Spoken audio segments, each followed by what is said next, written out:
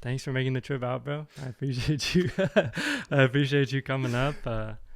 No, it means a lot that you take the time out, because even you just saying you drove here first before seeing your family, that's just like sick. Hey man, hey, it's fun. I mean, appreciate. and it's cool. Like two people that knew each other when we were kids, and we had no clue what was going on, and For then sure. we lose touch for a little while, and then For a comes to long find time, out, I feel like. yeah, for like 5 to 10 years, Yeah, like a dude. good part of teenage years, Yeah, dude. and then comes to turn out we're both making creative moves out here, Mhm. building brands, doing stuff like that. It's awesome. So There's like not too many people from like the soccer verse doing that, but like low key, now that I think about it, there kind of is from like our soccer circle. Because like here we're recording at like Tommy's studio at Cheddar Studios. true. Glassnap, he just went on tour with like Elderbrook, and they played like Red Rocks and stuff. So And he's then- traveling. Yeah, no, I think it's his first tour. That's pretty cool. I caught him, I think, because he was on the pod probably like, I don't even know, like 2 or 3 episodes ago. And I think it was pre-tour, but I think he's close to the end of tour now, which is Damn. cool. That's cool. And then you're out here making music, just growing every time. Crazy. Doing so many different things, which we'll get into. Yeah, that's pretty cool. Yeah, a lot of the soccer boys doing stuff. I don't know. Maybe it was just the right group of guys. Maybe it's random. Who knows? For sure. I mean, I don't know. You It don't was really really see too cool. many people on the, like, kind of outside of our circle doing it, though, as far as our age. Because all of us are within a year. Because Tommy was a year younger. True. The rest of us were the same. True. I think, like, That's crazy. I don't know. It might be an Ohio thing. I don't notice a lot of people in Ohio doing out of the box things. Yeah, for Not sure. that Especially much. creatively, just because it's not necessarily easy to do. Yeah. It's just not, like, the convenient option. Whereas if you're in, like, a big city, you just see more people doing it. Oh, yeah. Because, I mean, I definitely realize there's a lot more people out there doing what we're doing. We just don't see it. I mean, you see it on social media, but you don't really, like, feel it Totally. locally. Yeah, I could just tell, Wow. like, if I'm, let's say I'm filming a TikTok in Cleveland or something, like, just the way people will look and they're like, what on earth are you doing? Like, Yeah. you go to LA and, you see someone on the side of the street, you don't even think about it. Yeah, that's There's just people regularly scheduled programming, you know? all day. So it's like, I don't know, it just depends. It's a little bit, I think it's harder for people in Ohio to break out of, but people are doing it. The Yeah, internet's helping. for sure. Yeah, I think it is and it isn't for that reason, you know? But yeah, not to, because I do want to, like, kind of hear about what you've been up to. So I kind of want to dive into some stuff. Oh, yeah. But we could always just chop it up. Like, I think anytime we would, like, FaceTime when we first started, like, tapping into what we were doing, I feel like it was half the time, like, oh, man, this is, like, the state of things. This is what I'm inspired by. This is what I'm doing. And then the other half would be like, yo, music video? Want to, like, get something done? I know. Yeah, Yeah, we got similar interests, similar, like, inspirations, even though we're doing a different thing. for So sure. Conversation comes easy that way. Yeah, definitely. I think, if anything, that might be easier, too, because, like, say even artist to artist, like, I feel like you're not necessarily reaching for the same audience, but, like, I don't know, there could even be, like, a competition type of aspect sometimes. But, like, for us, it's just, like, there's literally nothing but benefits to be Exactly. had. And especially with just our upbringing. Like, of course, you want people from, like, the same city as you to, like, do well. But, like, literally playing soccer together from, like, age, like, probably 7-ish to, like, it was probably Yeah, Rangers was 7. first. 7 to, like, 14, 15. Yeah, Like, that's so crazy, dude. no kidding. Yeah, it's a wild story of why we even know each other, For sure. but it's a good Mhm. thing. Yeah, It's no, a good thing. The brands, they go right hand in hand. for We sure. can just do little things like this and help both of us. So For sure. I It's think we cool. both helped each other make, like, pretty big leaps and bounds at the time, too, you know? Because I think wasn't the music video that we did your first music video? Because I Ever. think, I'm pretty sure that was mine, too. I've probably done, like, 7 or 8 now. I think that was the first one I ever shot, edited. Tommy color graded it. But outside of that, I think that was also, like, a huge first for me that kind of, like, yeah, scratched an itch creatively that I never really have. yeah. So- And it was just a year ago, and yeah, I've done about Yeah, when 7 was or that? 8 since. Yeah, I was It looking was at the about YouTube a year. channel. I don't know, over a year. I almost think. I forgot, because I guess it was probably a couple weeks before we filmed But it. yeah, I feel like like that kind of helped a lot because, maybe a month or 2, 3 months after that, I did the video with Kyle, music video with Kyle, different things like that. Then I did like 3 music videos by myself. So, and it is a process, like shooting music videos. It's For like, sure, dude. I get more comfortable each time, just like with a podcast. Never done a podcast before. Dang, first pod? First pod, bro. Let's go, bro. That's pod. actually so fire. I had no idea. That's First my pod favorite with the thing. boys. Because I think I don't know, with podcasts, it's hard to say. Yeah. Because like being in the music and creative space, like sometimes it just happens. But usually I hear about it when we're on the pod.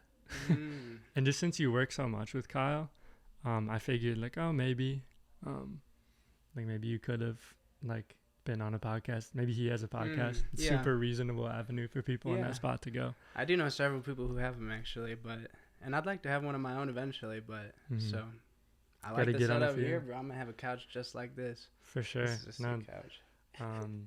Yeah, it's cool because I feel like, I don't know, this change of scenery for the pod feels really like reflective of like me wanting to change how I'm hitting like the landscape of like kind of consistent right now, I'd say.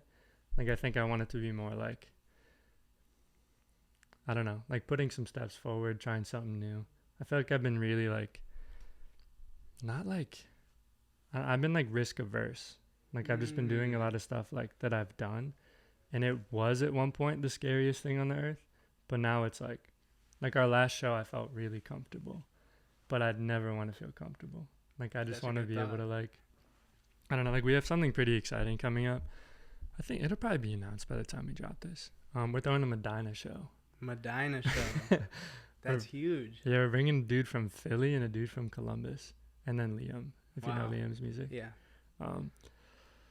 Possibly never been done before. Yeah, I think Medina show. Liam's done some stuff because like his family owns a building. It's called the Common Grounds. And it's like a maker market, just like flea market type things. And they've done like a couple Rock the Docks. And like I've just, like they've thrown some shows, like Liam's dad has like brought together like jam bands and stuff. Liam put together there's probably like 2 or 3 bills. I forget how many. But this would be the first time that I'm like, it'll be a kind of consistent show there. And we're just trying to. Well, congratulations. That's awesome. Thanks, bro. I think I'm nervous about that, which I'm stoked about. Because I've honestly missed that feeling so much. Like I feel like I've been really safe the past like couple months, I guess. Just yeah, I don't know. I've been feeling a similar thing too, and that's a good, I'm glad you brought that up. Like comfortability, it's good. It's what we're kind of, we get it, and we're kind of like, oh, this feels nice, I'm not worried about anything, but at the same time, it's like way less to gain. For sure. Like that means you're just like, of course you need to get comfortable in what you're doing, but if you don't push the boundary, like I don't know, the gains you see will just be different. Like I don't think they'll just keep compounding. I think you'll just build a steady surface of which you just, stand on. Agreed. But yeah, that's huge. How many shows have you done now in total? I think kind of consistent specifically, I think has done 4. We did a 3 anniversary. We brought a band from Boston and kind of supported them on their tour.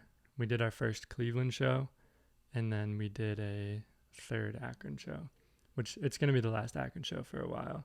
Probably maybe even a year, honestly. Why? The same thing we were just talking about. It growth. Didn't feel risky anymore. And I think I kind of felt that, I don't know, I just need to do something new. And that's the main thing. Like, I think the big things will be that, and then there's going to be a 3-year anniversary show. I don't know exactly who will be on it yet. I've like sent out some feelers, but I'm excited for the prospects of it. That's sick. So we'll see what happens. Yeah. Also, the lab back. Oh yeah. September 30th. So almost a year to the day. Wow. Yeah.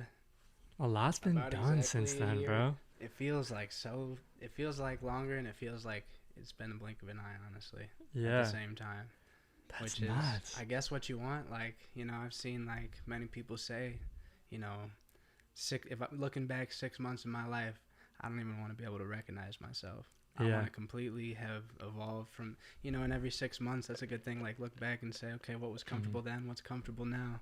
What was exciting then? What's exciting now? It's like, that's the fun of it, I guess. Yeah, for sure. Growth. Yeah, I never really thought about it like that. But it's cool. Even just looking at the YouTube channel, since then, I did an acoustic video with Liam, and then I posted 4 podcast videos, and then I interviewed a band on their tour bus. That was cool. Yeah, that one was so fun. Yeah, it's cool. I'll probably dropped even more episodes. That's not necessarily the point, but just like being able to look back at things like that is sick. And that makes me want to do another music video. I know we should. It's been a minute, bro. We should do one just in here. Yeah, we definitely like can. In the building. Yeah, we could do them whenever, for real. But yeah, I think so. I mean, even just reflecting on that, it's been a year since. I don't know. I think just since fully catching up. That's honestly why I was really excited to have you on the pod, because I think my favorite things is just to like capture the moment in time of where we both were, where we are now, where we're gonna be. So I guess where should we even start with that? There's a lot of where to start on catching up. I know we haven't talked in so long. We saved it for the podcast, which is cool. Sure, that is cool. But yeah, no kidding. Yeah, I've seen a lot of stuff with a lot of stuff about your shows. Your shows looked crazy. The shows are looking crazy. It's funny because I was telling my good friend we went to high school together. I told him I was going on a podcast, and he's like, "Oh, what podcast?" And I was like, "Oh, the Kind of Consistent podcast." Not necessarily thinking that he would know of the Kind of Consistent podcast. Yeah, for sure. Just like I wouldn't expect someone to know my music randomly. Yeah, for sure. You would hope, but you don't know. Yeah. You know. And he's like, that local guy. He does stuff in Akron. Dang. I'm like, well, he's not like tapped into too much music and stuff, but I'm just like, that's pretty cool. Like, dang, that's tight, bro. Some sort of word of mouth, like. You're doing something, so it's cool. I appreciate that, bro. But no, I think that's just like cool to see how far things go. But sometimes we don't think about it. For sure, I almost never do, bro. I don't either, and when you do, it's like got to step back a minute, like. For sure, it's cool to it's really cool to see that happen. But I guess to pivot to like kind of what you've been up to over the last year, what do you think is the most out of the box risky thing you've done? Or I guess even just what's something or some things you're really proud of that you've done in the last year since we linked up? I think out of the last year, let's see. So take it back to summer 2013, the song. I think over the past year, the biggest risks I've taken have been musically mostly. Probably just like in my experimentation of what genre to put out and whatnot, because like you said, I've dropped probably 70 songs, 60 songs. A lot, for sure. Probably like equally amongst like 5-6 different genres, and some have performed pretty bad, some have performed great. Like, and you never know, but it's like, for sure, it's fun to try it out. And I think moving forward, I'm gonna be more focused on risks business wise, such as like social media and different like ideas that I'm going to do to kind of bring awareness to the music and to just kind of do something bigger than the music. Because right now I'm a musician, I'm a songwriter. That's what I do every day, 9 to 5, 9 to 9, whatever you want to call it. And it's like, I'm ready to kind of get out of the box and do something like bigger than the music. I want to see you perform, bro. I want to perform. Have you performed too. it? No, I performed at a frat party one time, but I don't think we're counting it. I don't think it's a good start, but I don't know if that's I think you can do something more grand. No, but yeah, I'm definitely ready to start performing that. I love it. I just practice in the studio, like, and and it's so fun. Dang, bro, I'll have to get you on the show. I'm in anytime. I'm in the area. Fire. So what city are you in now? You said you're Toledo area. Okay, got you. Toledo area, which is actually where I was born. Oh, for real? And then so I'm living up there, close to Detroit, close to the airport, and just kind of in between right now. Like, I don't know where I want to go. I think I'm gonna leave Ohio. Dang, dude. But not yet. Do you have any idea when you might? And I guess why too? Probably like the next year. And I'm thinking just Nothing more dramatic than just the environment and the landscape and the nature. Mm-hmm. You know, I went when I was a senior in high school. I went to like Denver for the first time, and it was like, whew, like this is beautiful. I've been all out on the west and all out on the east, and I don't know. I just want something different. I might move. I might live in like 5 different states or 10 different states, or Dang. I don't know. I just want to keep trying everything out. Mm-hmm. There's a lot to experience. Yeah, no, that's for real. I've actually never been to Denver. That's Really? like a big one I want to hit. I would recommend like just the whole state of Colorado is Mhm. crazy. My uncle lives in like southern Colorado, weed farming shit. Oh, Right. it's beautiful down there, Yeah. bro. In the mountains, beautiful. What was I gonna say? I totally had a string of thoughts. Oh, how's LA been? Because I know you've been traveling out more. For all the Kyle Beats stuff, I think you've done it at least 2 or 3 times since we were in the same room together. And kind of just like, 1, how have those trips been? And then 2, like, how is just LA in general? Like, what's your perspective on it? Yeah, so the first time I went was just like a month after we shot that video, Dang. and it was a lot for me to take in. I went down alone. I didn't know any of the people I was going to stay with or record with or anything, but You stay with like Tomorrow Night? okay. Stay Okay. with Tomorrow Night. He's one of my best friends now. That's who Mhm. I've stayed with going back, and it's That's crazy. fire. It's like the first time I was so nervous about everything. I was nervous about just like, oh, I hope I get along with these people, and I was like, you know, I hope I'm good for videos and all this stuff, because it was way bigger than what I was used to, as well as LA was way bigger than I was used to. So it was like the For same sure. thing, and it worked out great. I love the city. It's a whole different vibe. It's like, I don't know, growing up in Medina, it's Very suburb different. central, bro. Suburb central. So I'm used to the suburbs, bro, and I'm used to the countryside a little bit, and For sure. There's parts that are a little farmy. yeah, definitely. But I loved it. I love LA. I love everything about it. There's mad studios. Like in Ohio, I've never been to a studio here other than just my own. But, Yeah, I know there's a decent amount in Cleveland. mm-hmm. There's even one Lava Room that I know. It's like it's probably within 10 minutes of here. Oh shit. Yeah, there's some cool ones. Worth checking out. Yeah, for sure. But yeah, no, I bet it's very different type of culture. It's probably Cool. just like it's like a Planet Fitness. Yeah. Just a bunch of them. Bro, In-N-Out Burger. Never been. When you get out by the In-N-Outs, you gotta hit it. It's a must. What's the order? What's the go-to? The order is get you like just a regular double cheeseburger, and then get the animal fries. They're not on the menu. Really? Animal fries. What makes it's them like, animal? They're loaded with the cheese, the sauce, the meat, Okay. whatever. But they're not on the menu, and I didn't know Dang. that, so I didn't even get them. But Dang, I appreciate you Get 'em. putting me on to Get what 'em. you couldn't. do what I could. Straight Make up. some strides. Straight up, bro. Do you pay for studio time when you're out in LA? Or is it kind of working with like people like Kyle Tomorrow Night? Kind of in like an equivalent of like your home studio just in LA? That's what it mostly is. So most of the songs I record there have been with Tomorrow Night and his friend and engineer as well, Last Night, who also makes music. He's super talented.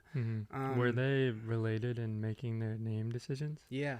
Okay. They've been friends for a really long time, and yeah, it just worked out perfect. I love the crazy. names though. Is there anybody in between? Like, is there anybody like in the present? Like today. Yeah, just somebody like that. I guess that would be me. That's my pseudonym. Yeah, Today. that'll be your third. Cause is there anything other than Kid in the Back as far as side projects? Okay, that's what I thought. No. Which I don't want to get on a tangent, but the Kid in the Back just officially hit. It might be updated, but like 3,600 monthly listeners, which is, to me, that's huge. That's the biggest one that it's ever been at. It was at like less than 1,000 a month ago. So and then that's what's huge. Carter Cook at? 60K. Okay. 60K, Dang, which dude. is good growth for this year. Yeah, would say. definitely. And for that, I think I remember like seeing you post about it a while ago. But what is the mentality of the Kid in the Back versus Carter Cook? Like, what does the Kid in the Back serve you that Carter Cook doesn't? And kind of what's the duality between those two? So it could definitely change over time. I don't know if Yeah, it's set just in right stone. now, you know. But for right now, my main goal was, okay, I'm sitting here, I'm making 5 songs a day. and I've got a folder of 500 good songs. Some of them are really good, and I want to drop them, and make it as big as possible with Carter Cook. Some of them, they're not my favorite, but could still drop them. It could still help somebody. So my goal with The Kid in the Back, it's not necessarily a throwaway thing. Yeah, but it's kind of like, for example, I just dropped one, and it's acoustic, no drums. Dang. And it's a really different style for me, but I just thought, like, we'll put that on The Kid in the Back. It's a little too experimental for Carter Cook, but so it's kind of like that, and I don't know. We'll see what it grows into, though. And how have you, like, seen growth on The Kid in the Back? Like, how do you think that's been able to compound to 3,600 monthlies compared to, like, Carter Cook, which has kind of just had some good catalysts over the years, whether it's certain songs popping or with Kyle? I've really, for The Kid in the Back, like, when I started off, I started with a single with Carter Cook and The Kid in the Back. Okay. And I've been doing that, like, every 5, 6, 7 songs. I'll do dual releases with both. So it's like I'm almost sharing audiences with myself. For sure. So it's kind of just like leaving it up to the listener. Like, if I were to feature with someone else, they don't have to follow that person. But if they like them, they could. So it's like that for The Kid in the Back. Like, dang. Just been growing it that way. So realistically, if the Carter Cook page gets huge, The Kid in the Back page will by default get bigger. Yeah. Have the songs that have gotten bigger on The Kid in the Back been the collab ones? Okay. So far. That's cool. I like that a lot. We're in the thousands, so like the algorithm hasn't really picked it up as much yet. Like, it's like the radios and stuff. The Carter Cook, like, my main account is like heavily picked up by the algorithms and stuff right now, just from all the streams I have in the past. So that's like really driving in the background some of the growth, and then we'll share it with The Kid in the Back. Okay, that's really cool. Do you see a lot of your growth from user playlists, or is it from radios? Oh, dude, I actually got to show you. Yeah, I'd love to see it. I'm on a. I can pull it up right now too. Yeah, let's run it. I'm on a Liam Brock's artist team, and I just check it all the time, dude. It's fun to look at. I also dropped a lo-fi song, so I checked mine. So I'm like, dang, I got 40 something monthly listeners. That's sick. For a lo-fi song, which is cool. But then I look at Liam's and I'm like, dang, dude, crazy. He got this many from this playlist, or he got this many from the radio. I actually, where it currently stands, I'm almost more, I've almost gotten him more streams than the radios on my own playlist. Wow. On Mornings in New York City, there's 1,252 streams lifetime for him. The radio is 1,261. Wow. So it's literally 9 streams neck from jumping in. That's fire. Yeah, I'm hoping, because he just dropped the song on Friday. This will be a while after that, but it's called Words. And the radios are definitely going to pick it up because that song bangs, but like, I'm so close. Hey, so close. You never know. I just want to jump it once, and then I'm okay for life. It's true. It could totally flip. Who knows? Yeah, so we'll see. Playlist jumps off. But yeah, how did yours look? So the radio for me is like a lot of it. Dang, dude. And this is just the past 30 days? 30 days. So 60K from the radio. That's really good, bro. 13K from Discover. 3K. From 10 songs. So this is all from the Spotify playlist right here. Mm. And then Kyle's got his few playlists. Mm. But for me, yeah, it's mostly the Spotify radio, and I guess I can't click on it. Certain ones you can't click for some reason. But I think it's just algorithm. Bro, you have the exact same amount of streams, I think, as Liam right now. You kidding? Let me look. I think that's exactly what it was at. Hold on. Literally the exact same number. That is hilarious. It's 419 on both. What are the odds? That's crazy. Did your single drop Friday? But yeah. Dang, that's crazy. The exact same number. That's nuts, dude. What was the song that came out? Falling Alone Sped Up. Oh, right. I did listen to that one. That's tight. Good segue into that. Falling Alone, crazy situation with Falling Alone. And this is a good example of what I'm talking about with the Spotify radio. Have you heard of Discovery Mode? I definitely have, but I don't know which one it is. So Discovery. You want to tap in about that? Sorry, this mic. I'm so bad with putting. So Discovery Mode is basically like Spotify opened up a new beta program for artists. And this one's really recent, right? Probably like April, May. They made it available to everyone like 5 months ago or something like that. Okay, cool. And basically, they take your songs and they take the algorithms behind the streams and they push it to more users. So the more data they have for the song, the more users they push it out to. Mm. So songs like maybe Never Enough for Me, that's at 1 million and stuff, those are getting pushed the most. Mm-hmm.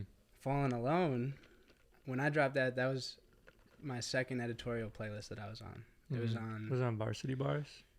Never Enough was on Varsity Bars, and then Fallen Alone was on Fresh Finds at the same time. Oh, I forgot about that. That's and so then cool, I think dude. it also got on Indie Rap, Mm. something like that. So it was on 2 at the same time. So I had a huge spike from that. That's when my monthly listeners was like 100. It was like crazy. Mm. And Dang, dude. Yeah, there's been some moments for your streaming stuff. Yeah, and it goes down and it goes up. It's like you gotta ride the waves, but for sure, it's deceiving too. If you have a good collaboration, it'll go way up, and then for sure. But the Spotify radio has helped me a ton. It's probably doubled my listeners in the past couple months. From Discovery Mode? Mm-hmm. I would say I get like 20,000 streams. I think I got like 25, 30,000 streams last month from just that like program. Dang. So what are like the rules of Discovery Mode? Is it like, I know sometimes, I think it might have been for Marquee, you needed like a specific number of followers. You needed a specific number of streams. I don't know if they say, because the kid in the back doesn't. Oh, and the percentages for the money. So it doesn't have Discovery Mode? Mm-mm. Okay. So I think it is. Like you need a certain number of followers and or streams. And probably. You don't pay for it, right? But they take like a big percentage. 30. It's like 30. And only from the ones they gain, right? Only from what they gain. Yeah. So, yeah, that doesn't bother me. It's like, you want to get me free streams, you can take some of the money. For sure. Because I wouldn't get them anyways. So that's a cool thing they're doing. I hope Spotify keeps doing stuff like that for the artists. Mm-hmm. I think there's big gap for stuff they could probably do to help the artists and everything like that. For sure. And especially since, like, the amount made is pretty fractional. I think it's like way less than a cent per stream. Yeah, it is kind of sad. Yeah, for sure. So it's cool seeing like more opportunities that are directly beneficial. Yeah. Because of course, like you can only do so much about like the whole machine just being the way it is. But it is good that there are things like that do benefit you. I agree. And even just like the integration, especially literally the past like 2 or 3 days of the events in the merch tab on Spotify, like it just shows up instantly. That is cool. Yeah, Spotify for Artists has like in a week been massively benefited. Yeah, so no, all that stuff's so cool. Yeah. I got the setup. I'm trying to like get it so I don't have to battle with it again. Yeah, for sure. Perfect. It's all right, bro. It's no worries. Yeah, the space is so cool. Just to look back for a sec, like.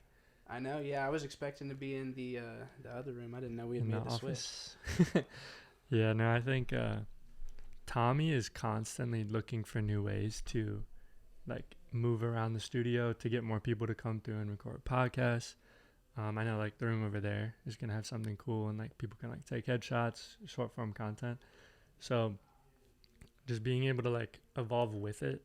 And I think this is more true to like my style and kind of like how I want us to feel when we're on a pod rather than like sitting across because it's still cool. And I like really appreciate the pods and stuff and even just the growth. Like I've said it before that in that old room, it's that way. If you're looking at the video,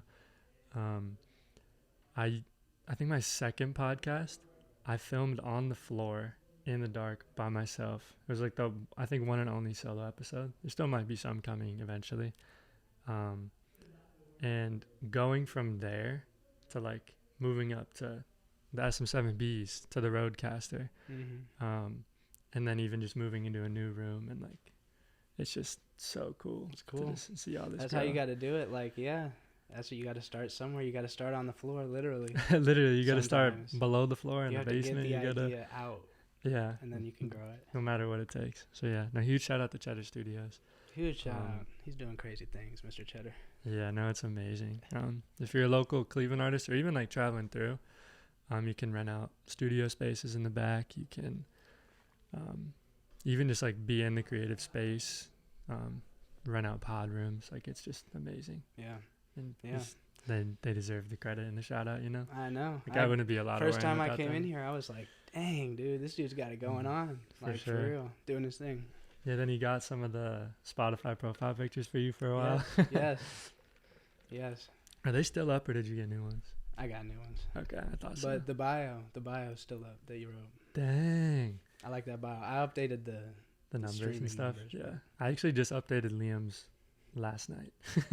I So- forget to update stuff all the time, bro. It's like, even like you got to remember to update your artist pick and do all these things. It's like being an indie artist, man. For You sure. you got to work 7 jobs. For real, dude. It's hard. Yeah, especially with no like management type stuff or like just I don't know, like a lack of a huge team. Like it's really just like you and maybe one or two other really Mhm. close people. Yeah. Shout out to my girlfriend too. She shoots Mhm. the music videos and does all type of media stuff for me too. It's like you Dang. can't even do social media stuff and all that like alone. You got to really have someone with you for some stuff. I mean, so it's like, yeah, you got to build up a team, and I'm gonna work on slowly building up a team too and stuff. But yeah, for now, like to start it off, you got to overwork a little bit, Yeah, definitely. Just so you can rest later on. literally. But yeah, if there's ever anything I can do to help too, I mean, even the last time you were here, we did a music video, got I know. professional photos done, got the bio. This time even the pod, just, something for us both to have. And if there's ever any ways I can help, bro. Even the true. Genius lyrics, I know I did that for a Yeah. while for you. Literally anything, bro. Because I just want, like, Appreciate that. the homies and, like, nice people to win, especially from Medina. Mm-hmm. Like, Liam literally lives, like, a mile from me. And just, like, we grew up playing soccer. Like, it literally cannot get more, like, grassroots than that. I know. That's pretty wholesome. So, and it's cool that, like, Good people story. are really taking it that seriously from where we live. I know we talked about that in the beginning, but just, I know a lot of people might not have that type of community or kind of people to bounce off of and take inspiration from. So, Totally. yeah, I appreciate you doing what you do just to be a part of Thank that, you. Thank you, I bro. think and Likewise. everybody just doing what they do makes it easier for 100%. us all. Because yeah, it's like anything. Like if you don't know that anyone else is doing it, you're like, shit, dude, I'm alone. Yeah, It's for like sure. with anything, it's an island. like, and that's what music has always done for me. I've told you, but like listening to Kid Cudi and stuff, I'm like, oh Mhm. shit, that kid from Cleveland was feeling like I was feeling. It's Mhm. like that's what it does. So you got to really live your truth and do your thing, and you don't know who it's gonna impact. You might never even hear about it, but it's like I say this, like for every one person who tells you like, hey, you made an impact on me, there's Mhm. got to be like 2 or 3 more who didn't say anything, for but it sure was that true. you might never meet. And it's like, yeah, you got to keep that in mind. And like we were talking about the impact, like 60,000 monthly listeners. Sometimes that could go over my head because I want it to grow.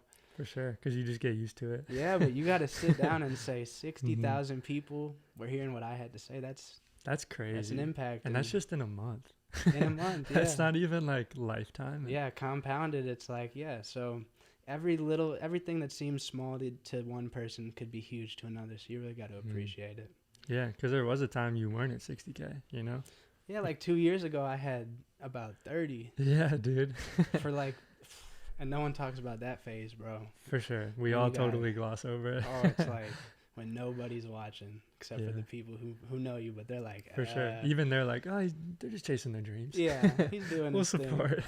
It'll only be for like a year or so. For sure. It's just a phase. But it's like, yeah, once you start to get some traction, it's like, okay, now we're doing something. Mhm. But even then, 30 monthly listeners, 30 people's lives you could have changed. So That's still really solid overall. it's real. Like there's, I don't know, every part of the process matters. But one thing that keeps coming to my mind is it's the quote, they ain't believe till the jet was in the sky. So where like sometimes people like in our fledgling ideas, like we don't even know how far it'll go. 100%. So it's just, I don't know. I just been meaning to get that out of my head 100%. for a minute. You literally never know. And every massive success story once started as like a silly little idea in someone's head, and they thought, am I going to do it or am I not? And they did, and it worked. Like, Was there ever a time you almost quit?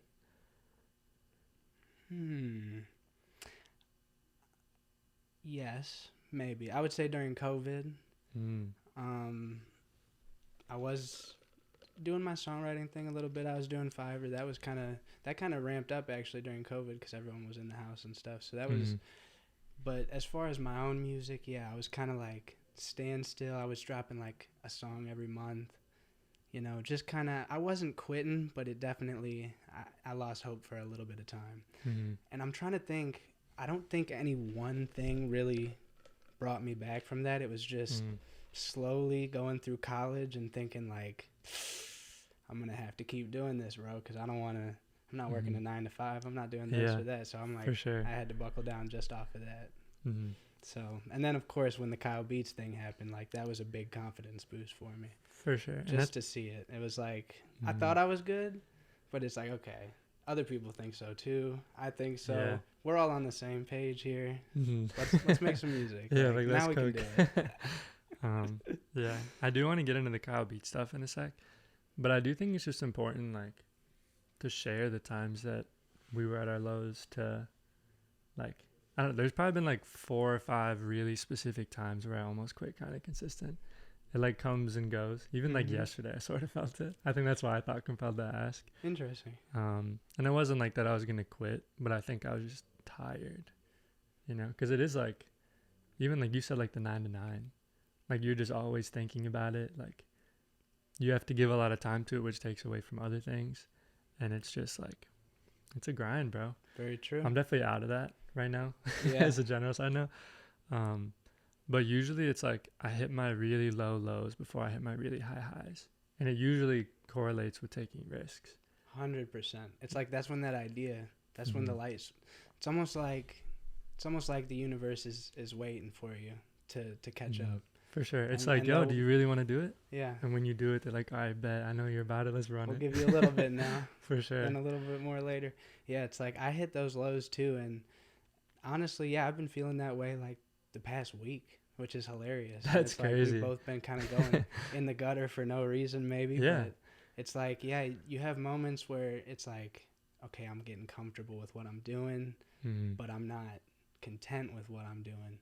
And it's like, I don't know, you just, sometimes you have to feel the lows to really know what you're searching for, to know where it is up that you're climbing to reach. Like, and I do appreciate the lows as well, because I'm like, yeah, something's coming then.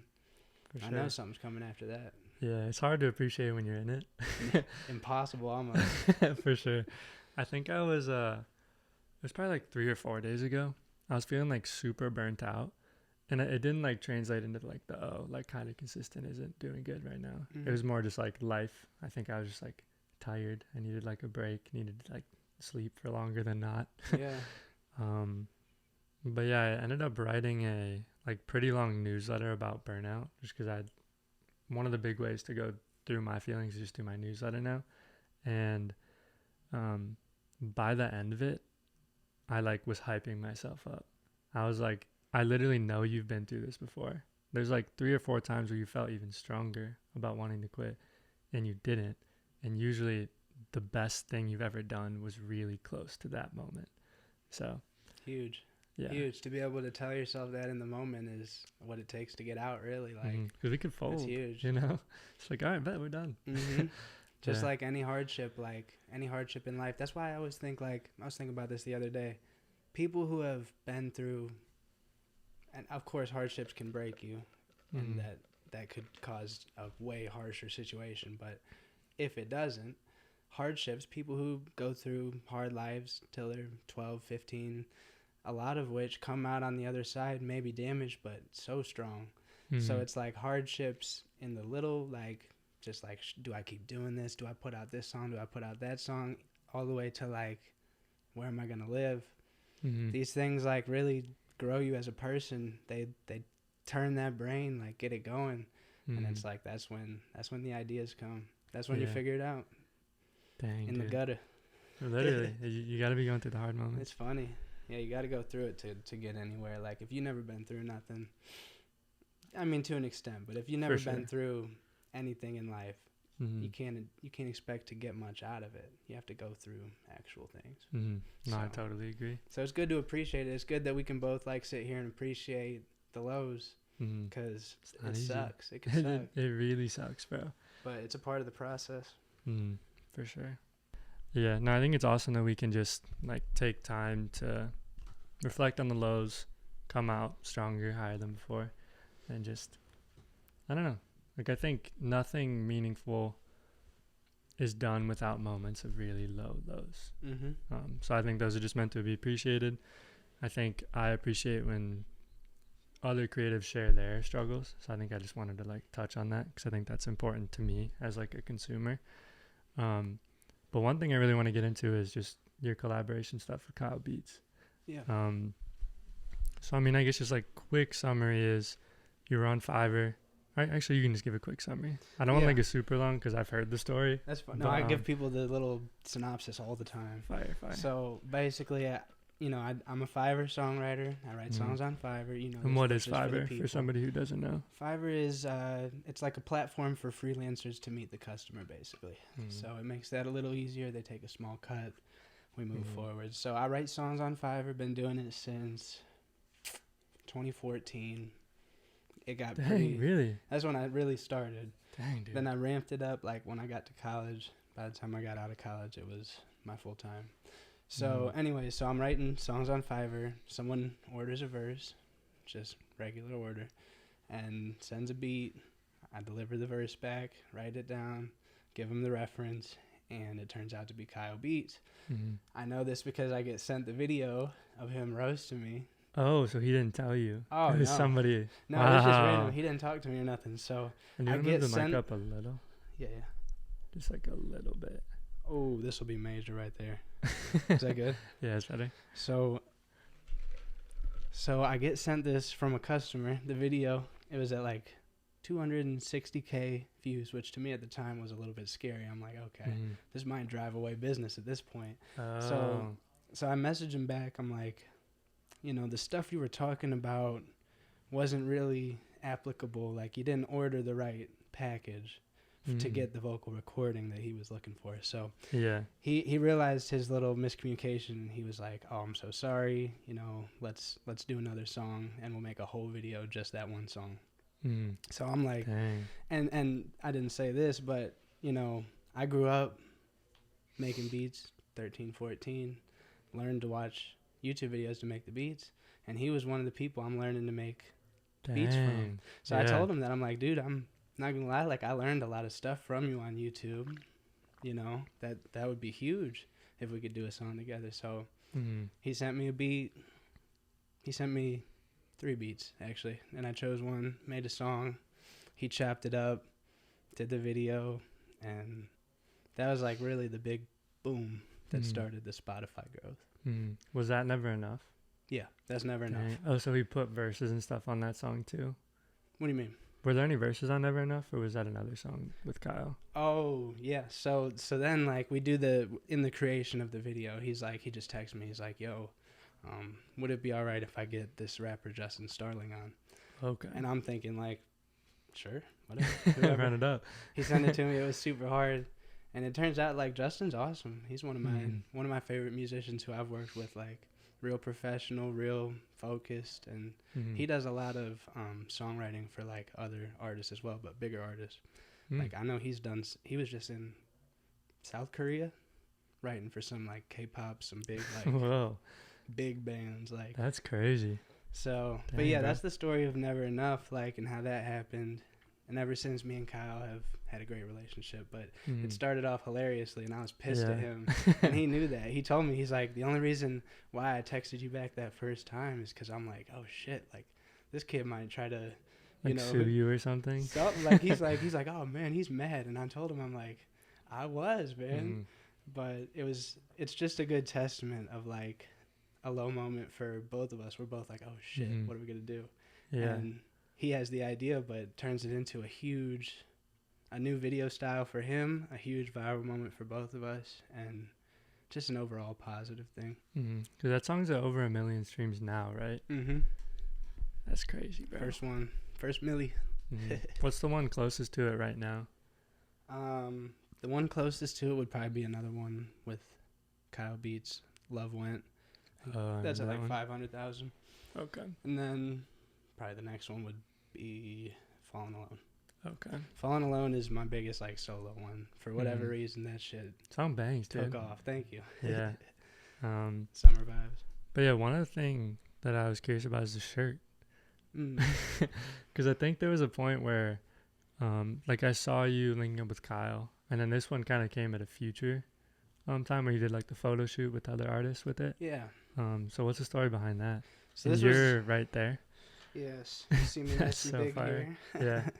Oh, is that the little baby dude? Yeah, this is Lil Man Jay. Lil Man Jay, that's crazy. And then where's Didn't realize. Barry This is Barry Hmm. Tomorrow night, Matt Corman. But Dang, I didn't realize Lil Man Jay was. yeah, Lil Man. He went out to Kyle's crib too, which was hilarious. And did I remember some that stuff. video now that you say He's that. really cool. I mean, at first people give Lil Man Jay like they give him the crap, whatever. But For sure. he's a cool kid, and he just had a really good idea to get viral online, and it worked. And Yeah, I mean, but he sounds like Lil Baby. It's like he crazy. sounds just like Lil Baby. It's crazy. And I think he's trying to distance from that now that he's Yeah, got yeah. some fans. But for sure. But back to the shirt, like this was the second time I went to California to do stuff with them and everything. And we didn't really necessarily plan on doing this, I don't think. But Kyle had just started, he made this t-shirt. He had sent me a picture of it like a couple weeks before I came. So he was kind of getting the ball rolling. But then when I got there, Matt Corman was visiting too. And it was just the perfect time, like, let's do some photo shoots. So we went down to San Diego, did a bunch of stuff for this, shot a music video for Takeoff, made that song, filmed the video at Kyle's, and I don't know, it just kind of came to be. Random moment. First, well, I'm not gonna say that. First time in a Tesla. That's all I have to say. In the music video? No. That was just my first time driving in a Tesla. Yeah. But dang, dude, that's awesome. we did a lot of. It was a lot of fun. We did a lot that trip. That was kind of like more of a bonding trip where I got to actually get to know these people, and we're very like-minded people, truly. Just a bunch of creatives. You know, there's gaps and stuff. You know, we're from different places in the world and all these things, but it's really cool actually just to meet people who are totally different from you, and then they've got all these similarities. Like you like to do the same thing every single day that they do, and it's cool. I just love meeting people who are doing creative things, and this whole Kyle Beats miscommunication thing sparked so much opportunity to meet people. Yeah, so that's huge for me. Dang, when was that again? When was what? The initial Kyle Beats video. So it happened April 2022. Okay. I believe. Yeah. And then when was the second video? The second video. Like the one that was in Good Graces. October. Yeah. October. When Dang. we were all friends. Yeah. Dang. So that video came out like right after we did the music video then. Mm-hmm. Dang, dude. Yep. That's crazy. It was crazy, and yeah. It happened pretty fast there. But it's like that's how it goes, and then the last year has been kind of like a period of just grinding and growth, where the type of growth that you don't really see, the type of growth that's building up slowly. Yeah. So foundational growth. Dang, I know one thing we were talking about a lot last year was merch, because I don't think you had anything at the time, and now you're actively wearing your hat. That's right. So kind of how has that process been? Like how's business been with it? Business has been, I'd say, pretty good. It's mostly just, you know, I don't have a huge social media presence. So, of course, most of the people supporting me now are, you know, maybe friends, maybe fans that I talk to regularly, like people who are kind of in the know. But it's awesome. Like this hat right here. It's really nice quality. The Lotus Motel. So that's like, yeah. So that's like the brand, the Lotus Motel. Was this drop shipping? Mm-hmm. Yeah, Dang. so everything's made in North Carolina, actually. Dang, for real. But yeah, I got hats. Mostly I'm focusing on the hats right now, but I got shirts and hoodies as well. How much do you sell hats for? 30. 30? It's not bad. I would love to hear just like we can do it off air, but just like the process of making it, the cost per unit. Oh, yeah. Because embroidery is like legit.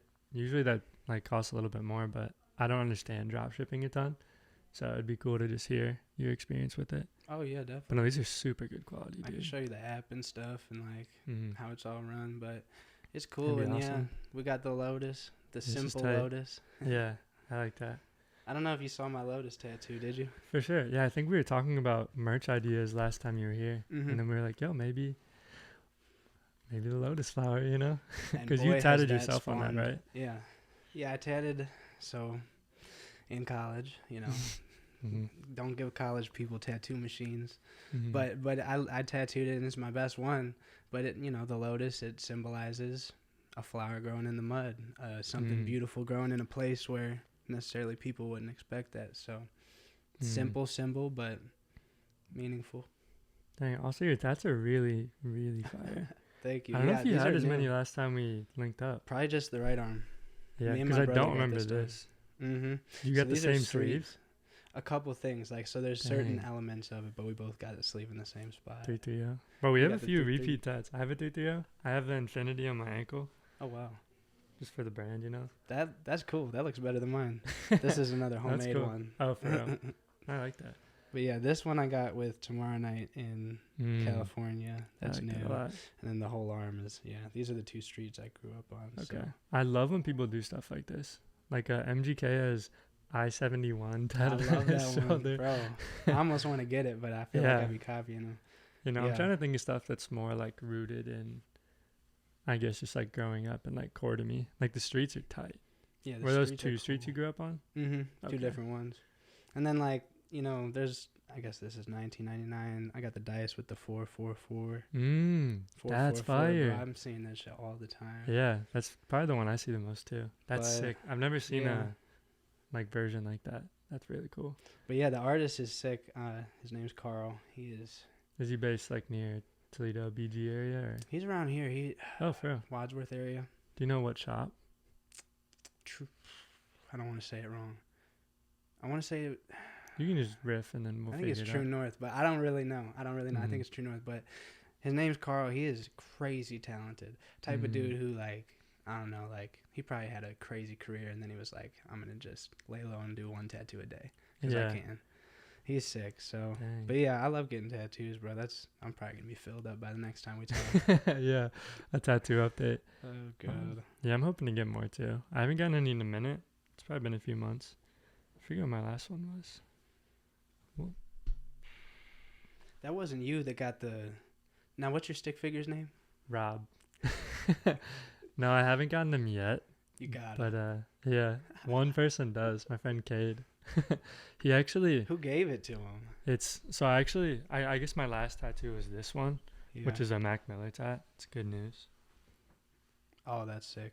And my friend Noah Mowry, he actually thrifted these jeans for me. I think, yeah, this is the only thing that I'm wearing. Usually I wear like 2 or 3 things he got me. It's just like, Wow. he has such good style and just really reasonably priced. But he was giving people tattoos, and then my friend Cade was like, I'm going to get Rob. I'm like, dude, for real? You're actually going to get Rob? That's sick. And yeah, then bada bing, bada boom, he got Rob doing a cartwheel on his leg. Unreal. Which Legendary. is crazy. And Legend. yeah, I think the coolest part of that is Cade now does sound at our shows. Oh, cool. Yeah, because he was actually my little in our fraternity. And then, like when we met, we weren't really tight. Like we were just kind of like, yeah, like we probably know each other the best. And that's, the foundation of our friendship. And then as time went on, he ended up being like one of the biggest music fans I know. And then he's always like, man, like if there's anything I can do to support, like let me know. And I always wanted to, but it's tough because like sometimes you'll say it, but you don't know where anybody can help. Yeah. And definitely. then finally, I think I got comfortable enough at throwing shows. Liam started throwing shows at the Common Ground, and Cade did sound for 2 there, and then 1 for us, or 2. He did 2. He did the one in Cleveland, the one in Akron. So That's really yeah, cool. for Yeah. sure. And that's He's how it's about it. crazy how life will put you in contact with someone you don't necessarily know how you guys can do anything together yet, but For sure. That was like 3-4 present years itself. ago, and it just manifested to something really cool. it's really cool. Just like us now.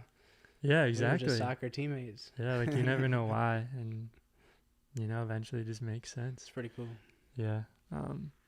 But yeah, no, tattoos are sick. I want to get another one. I'll probably get a soccer related one, which I guess makes sense for us. That would be cool. But yeah, I don't know. Seeing the merch was really cool though. That was one big thing I wanted to make sure to touch on. Yeah, I love doing that, and that's a big part of being an independent artist. Like, you got to do it. No one's gonna do it for you. And I'm glad for that. Like, it's cool to be hands on, making it from start to finish. Designing, sourcing, figuring out what works, what doesn't. Yeah. Like, and I'm less hands on than you, but in general, just making it happen. Like, I always want it to be like that to a certain degree. Like, I want to be the person who's, whether I got a million people who are going to buy the hat, I don't necessarily want to just buy a logo or buy a design, or I'd like to always do it. So it's cool to start. It's cool to start when, it's cool to start stuff from the ground up. I don't know. Yeah, I appreciate it. I think a lot of my designs I didn't even hand design. It was more like I had the idea, and I had like, even for the one that's coming up, and for all of the concert posters he's done, there's just been a lot of really cool people that have like supported throughout time. But it's really nice to have people who can actualize your vision better than you see it yourself. Yes. And Brandon Bresna is like the one. Like, he's bodied everything. He's just a doody dap out there, and the Gators hat. Oh yes, yes. Yeah, one of the most talented That's dudes, fire. and just one of the nicest people. I love Brandon. Yeah.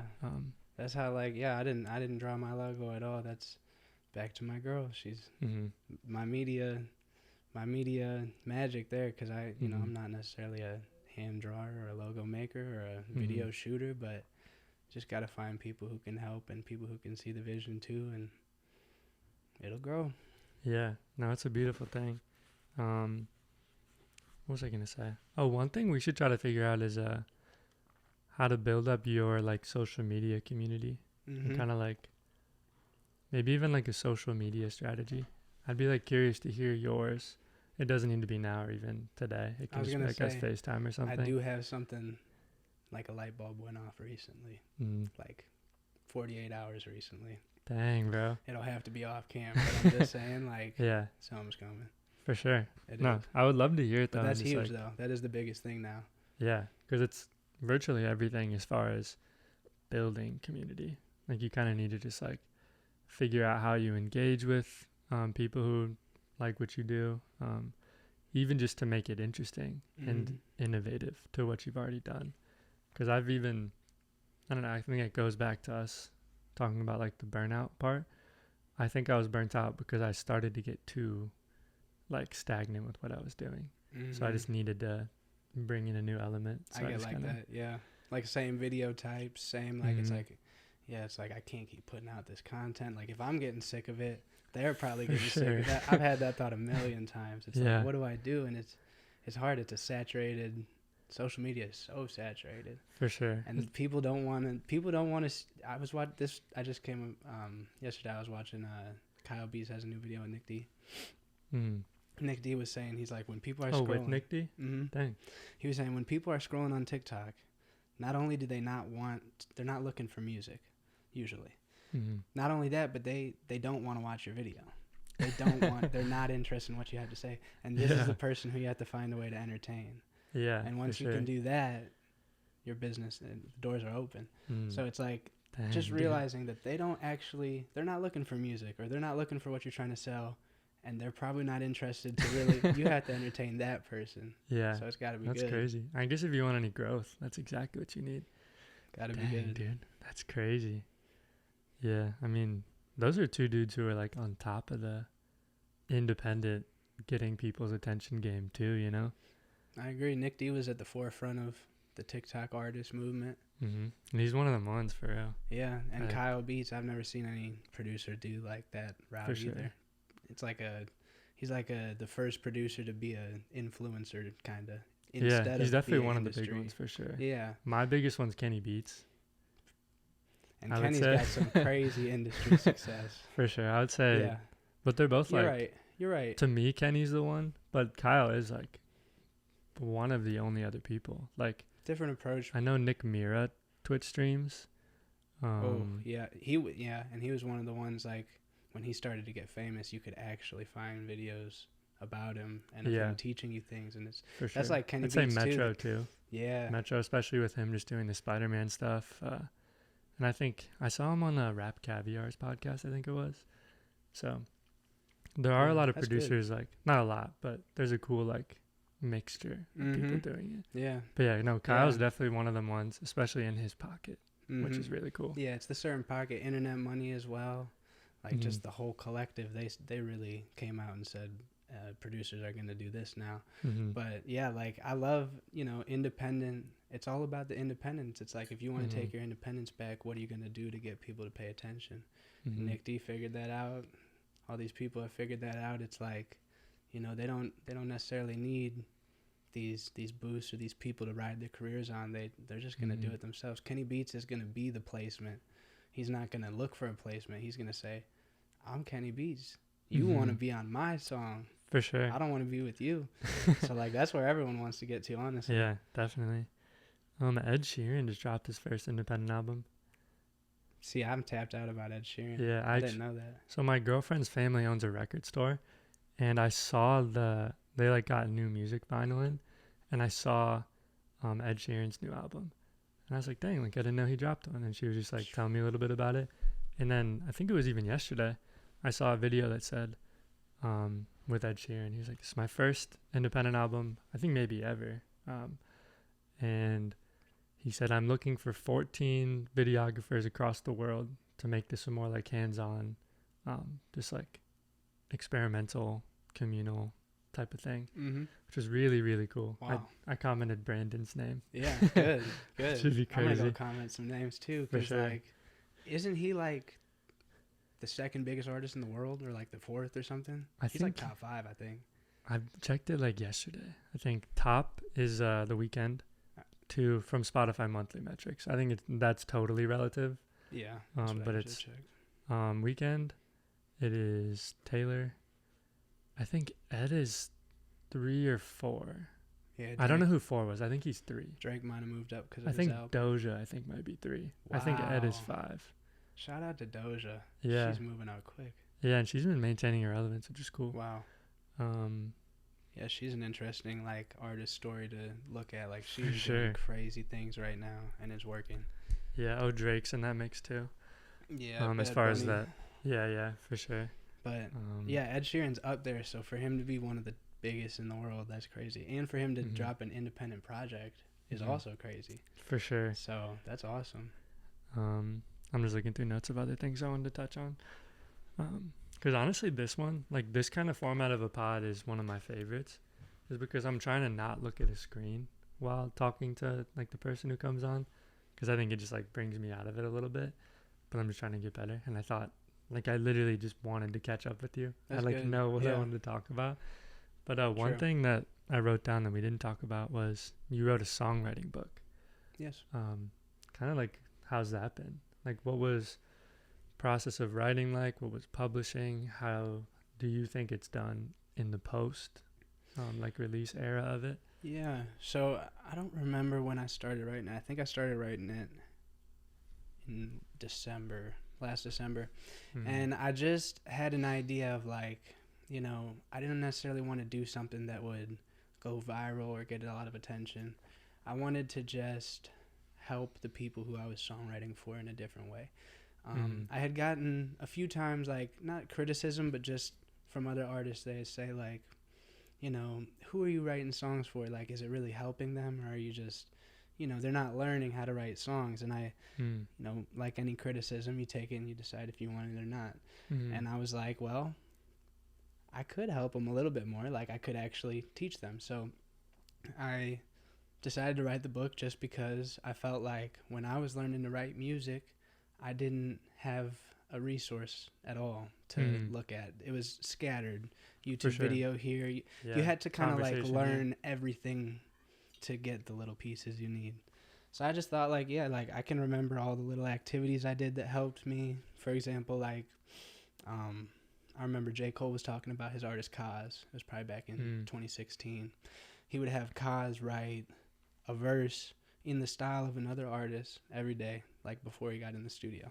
So like today, write a Biggie style verse, write a Jizz style verse, write a Boss style verse, all these different styles just to practice, and so that's like one of the activities in the book. That's something I did for 2-3 years, and I'm still doing with the Fiverr orders. So it's like different little activities, different little tips and pointers that I've learned, and hopefully as I grow as an artist, more people will be able to grab onto it.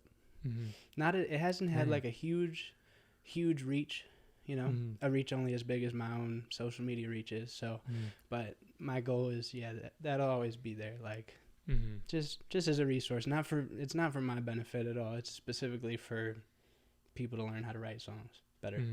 So, and how was like the process of, I guess, producing it? Like, how did you like make that into it? Like, was it just like an independent publishing thing? Was it kind of just how's shipping? Like, do you do anything, or is it kind of like similar to drop shipping, like the hat? Yeah, it kind of is. It's kind of like dropping a song. Actually, it's like you work with a distributor, and then they ship it to, you know, every store, Barnes and Noble, whatever else, and then it's there, and they handle everything, and then they pay you.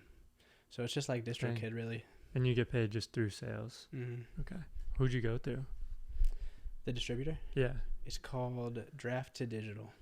Draft to Digital. They got ebooks because I wanted to sell it as an ebook mostly to keep it cheap. So like you could buy the ebook for very cheap, or you could buy the physical if you just like more of like a memorabilia. And how much are they? The ebook is $7. So a lot of ebooks are cheaper than that. But I'm looking at this book and I'm like, this is $7 for quite a bit of information that it took. Sure, you're sharing your took game, me hours to find this information. Yeah, years, literally. I was gonna say. It's called 10,000 Songs Later, the book. So it's like it took me 10,000 songs of practice to even figure any of this stuff out. So $7, not that bad. The physical is like $22. Okay. So, but the goal is not necessarily for people to buy the physical. I just want the ebook out there because it's a digital world now. People don't have time to read a book, unfortunately. I love books. Yeah, I love reading. But I think that's turning around more lately. What do you think your favorite book is? All time? All time. Dang, bro. There is one book I would answer that I was going to ask you about, but I'm going to see if I can think of anything else. Favorite book? Maybe Tuesdays with Morrie. I don't know if you've read that. Never read it.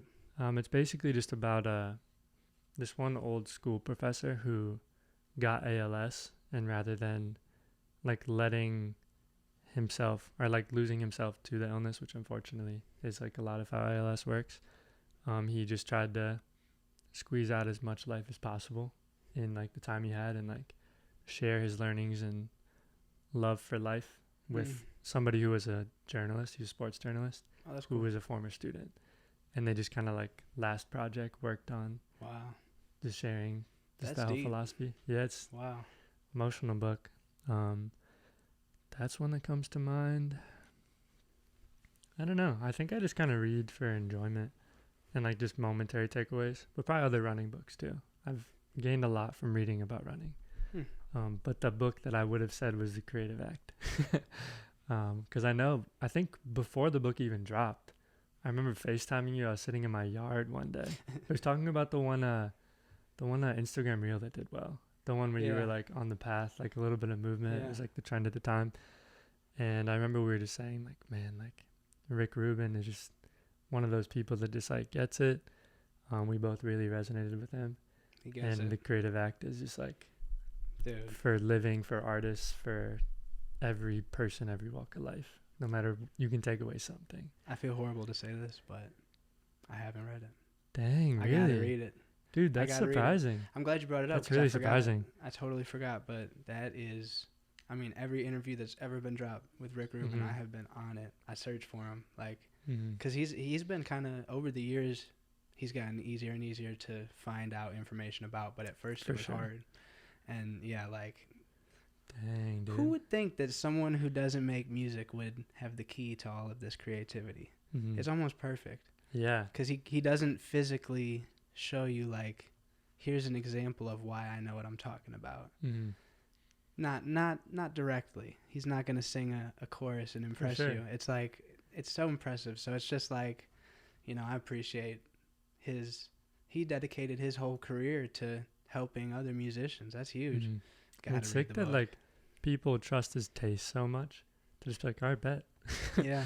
run it. Because even before I learned so much about him, like through like what you said, him just being more prominent in interview spaces, I think people called him on Yeezus the reducer, not the producer, the reducer. Interesting. So he was like, what can we take away to keep the essence of the song, to make it as like, I don't know, just as specific and minimal as possible. Yeah, purposeful. And yeah, so That's it's huge. really cool. Yeah, I mean, to work with an album or a song or Mm-hmm. 2 verses with Rick Rubin would be crazy because, Yeah, dude. I mean, yeah, people like Kanye and Mac Miller and Andre 3000 are trusting him to really pull Everybody, it out. bro. Literally everybody ever. Everybody Is going ever. out of Shangri-La right now, which Everybody is crazy. ever's inspiration, Yeah, even for that, sure. that we don't even know about. Like, yeah, dude. huge influence. Yeah, that's got to be a good book. Yeah, I saw I think the last person who was on the podcast, he got the circle with the dot on the cover. He got it tatted. That's And cool. I've been thinking about getting that tatted ever since. It just feels like a really like. What's this? it's Is it important from reminder. something? Is the symbol from something? Is it? I don't No. know. I wonder. I just know it's cover of the book. That's one thing I've never seen him talk about, which I think is kind of cool. Mm-hmm. Just, some things are left up to imagination. But yeah. Now, how about you? Do you have any books that like all-timers? All-timers. You gotta get the Creative Act though. That's like I sacrilegious, gotta bro. get that one.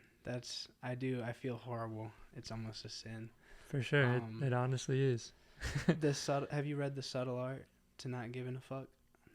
I don't think so. I've heard about That's it for a good sure. one. It's got a bright orange cover. That's a good one. Just a matter of fact, like life help book. Mm-hmm. 7 Laws. It's a book. I forget the full cover. 7 Laws of Spirituality, I think. Something like that. I think Spiritual Laws of Success or something. I don't know. It's the I 7 might have Laws something that like I'm that. thinking of. I have a book with 7 laws. I just don't know. forget what it's called. But I didn't most read it of- yet, but We'll have to look at it because it could be the yeah, one. But it's by Deepak Chopra. yes. Yeah, I do have that Chopra. book. Yeah. Deepak Chopra. Yeah, and Neville. I've been reading into some of those like spiritual books, just to kind of understand life a different way. Because I grew Mhm. up like Christian, and I'm still, I'd say like, that's still my perspective. That's Mhm. the perspective I grew up in. Mhm. But I'm shifting it to kind of understand the world through many different perspectives too. Not necessarily to change how I believe or how I feel, but just to Mhm. I think everything's so much more connected than people think. Like Yeah, for sure. a Buddhist monk. I was and gonna say a- that was such a Buddhist perspective.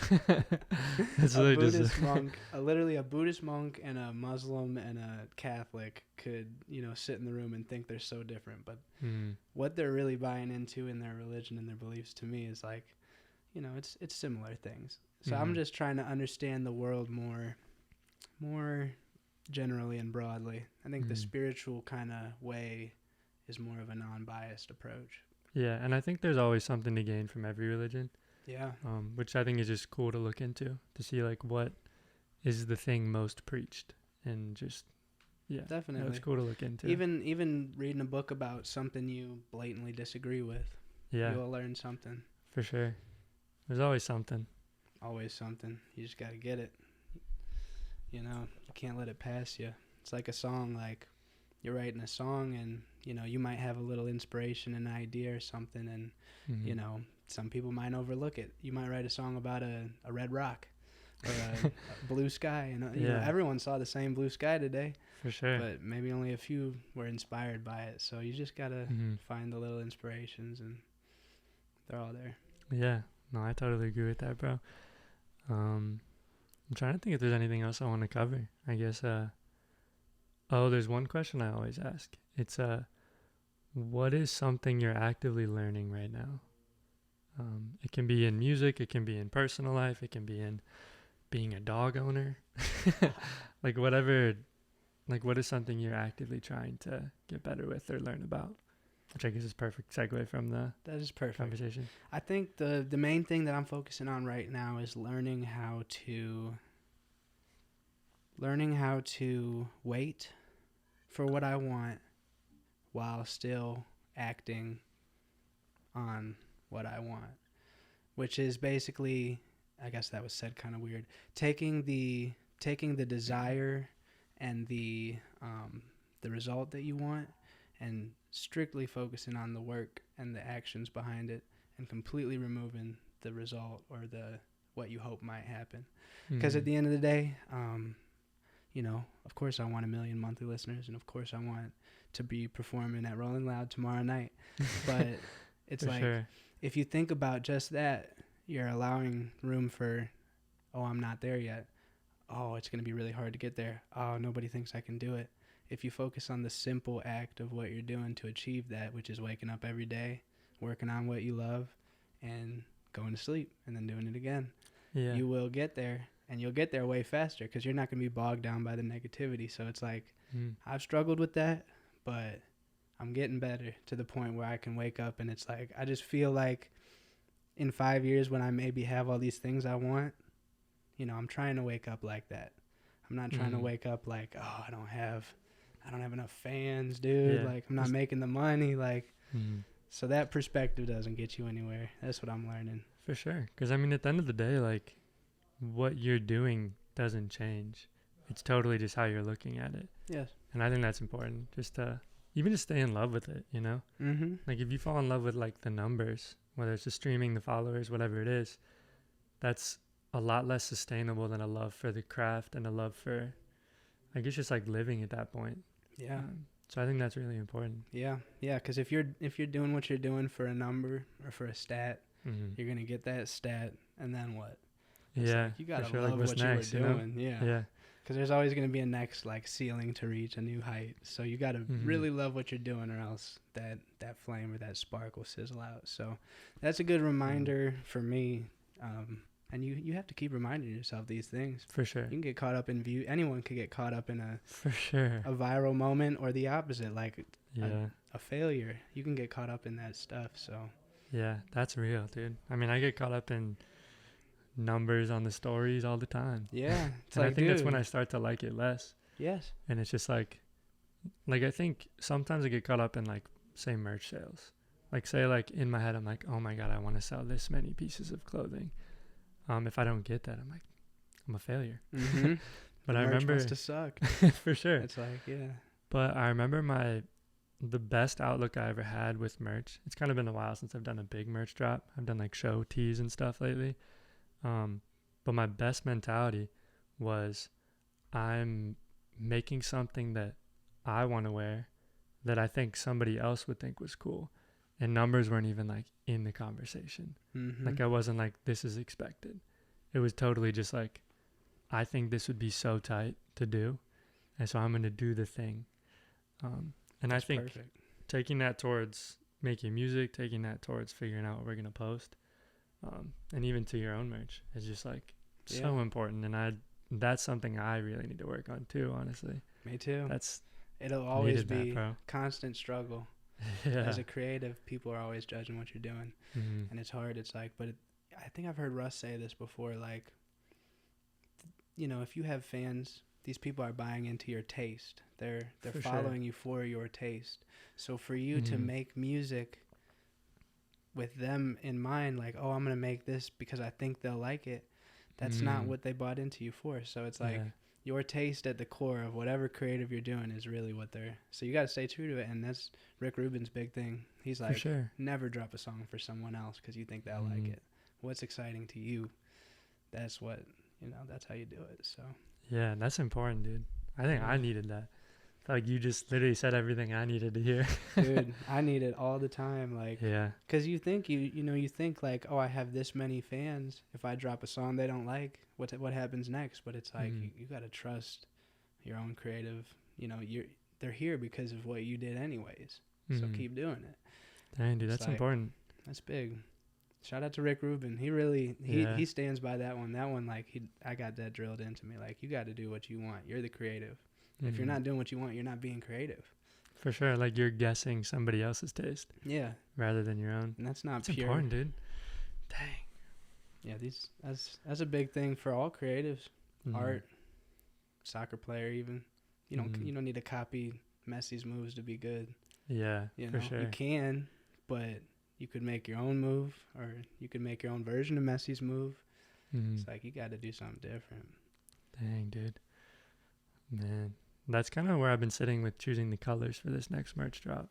Is I think I was like not really settled because it was things I've done before Mm-hmm. and just like any other reasons, but now I like found the colorway that was like most true to what I like, and I'm like I would wear that, like no matter Perfect. how you spin it. Yeah, Man, bro. that's how it's got to be. Yeah, the whatever fit you would rock, and would look the absolute hardest. Like, what do For I think sure. looks crazy right now? Yeah. Trust it. Dang, bro. Trust it. Yeah, it's hard to do. Yeah, I guess that's overall what we got. So, That's is what there we got, bro. is there anything coming up soon for you? Whether it's, I think it's gonna be dropping in like 2 weeks, so you can keep that in mind. 2 weeks. Whether it's stuff coming in the future, goals for the future, songs dropping.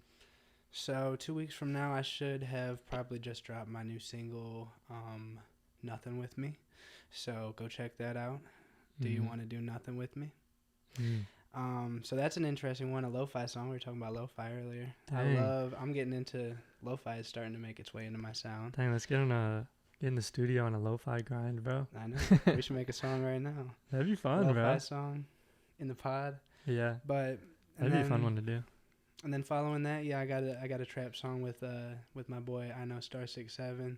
He's super talented from Philly. So couple good things coming up in the next coming months, and then as I said, like some pivots coming that I wish I could talk about, because I have an idea and I just want to share it, but yeah, I gotta wait and actually make sure I do it right. So for sure, you don't want to be premature.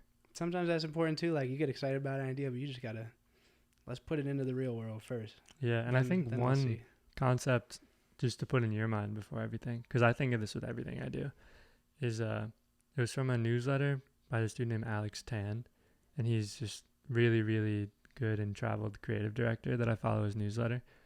And he said,